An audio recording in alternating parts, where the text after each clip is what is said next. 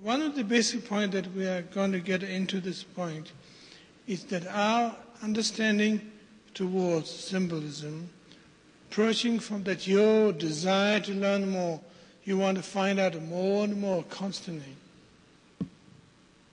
is questionable at this point. The reason why that is questionable is because there are a lot of aggression is taking place. Aggression not in the sense of that you are angry, you keep on losing temper, but aggression in the sense of fundamental obstacle that when you get really angry, your eyes get a bloodshot and you can't see your vision properly, or your voice begins to stutter, you can't speak properly, and you begin to become mean, vegetable. That's the kind of aggression that we're talking about. It is greatest obstacle to see any kind of perceptual level, to perceive symbolism that we discussed yesterday, the other day rather, that we've been talking about that in terms of if you really see the city of Boulder, if you really see the mountains of Boulder, and if you really see the skies of Boulder,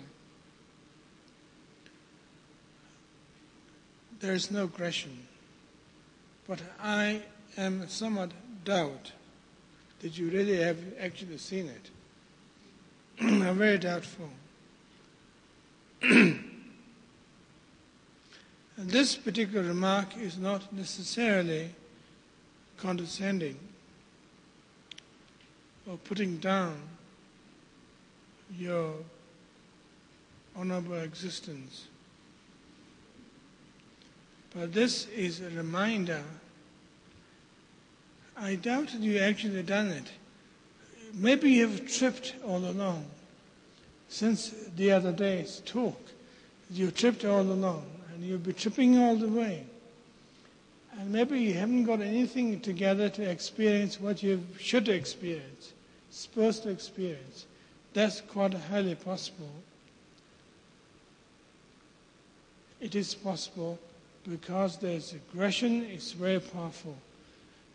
As far as aggression is concerned, a sense of projecting towards an object that you want something and great desires to grasp, recapture a certain particular experiences. And when that experience is captured properly, as a spider does to its flies, and then you can actually clutch to it and suck its blood. And then have some sense of easiness and refreshness taking place. And that is a big question, a big problem that we have. And the definition of a Dharma art, as well as the iconographical setup as far as concerned, a Dharma art is referred to as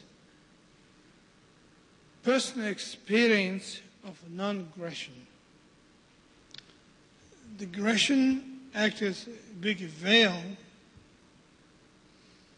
to see the precisions and preciseness of the functions of absolute symbolism that we discussed the other day, as well as the relative symbolism at the same time. At this point,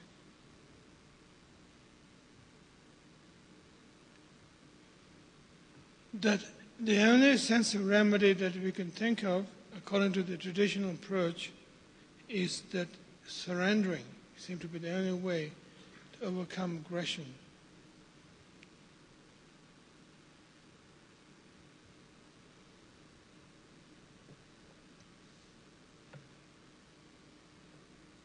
Surrendering in this point of view is not so much that you reduce yourself as a child, jumping on somebody's lap,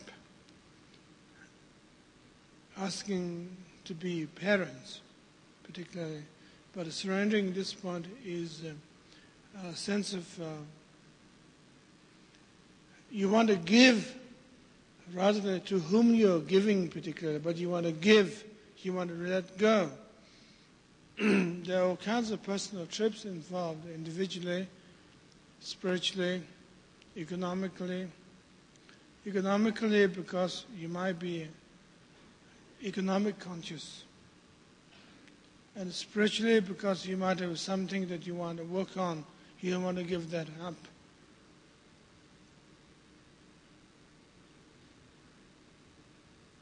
And so forth. There are a lot of holding back on us, which makes us more blind when we have a holding back involved, which is aggression.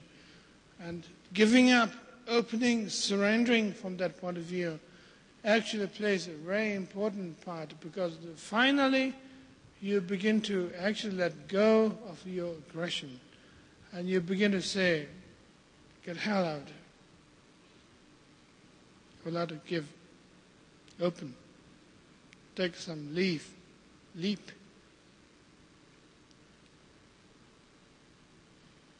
That might mean giving into your own aggression so that let aggression take over me. But I couldn't care less. Or you have some kind of faith and trust in some kind of basic truth that comes from the lineage, which actually speaks the truth of non-aggression at the same time. It depends on the level of your understanding of the whole thing.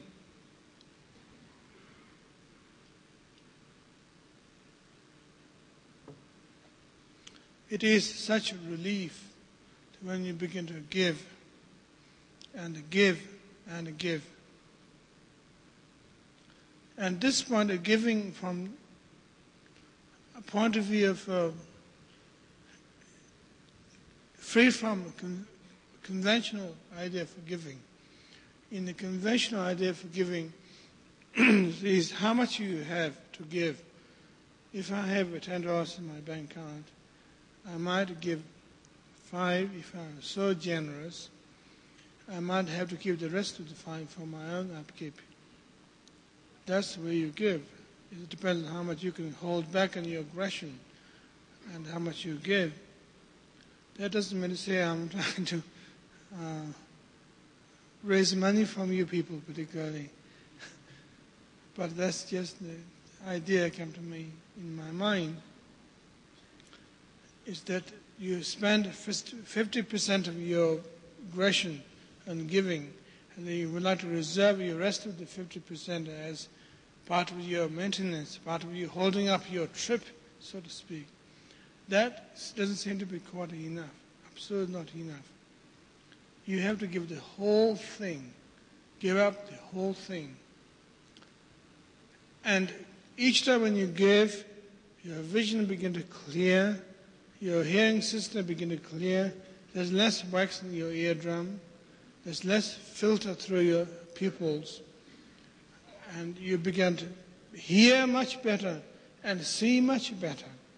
When you give more and more of this uptightness of holding back and resentment back, begin to give much more and open much more, you are not doing a favor to anybody particularly.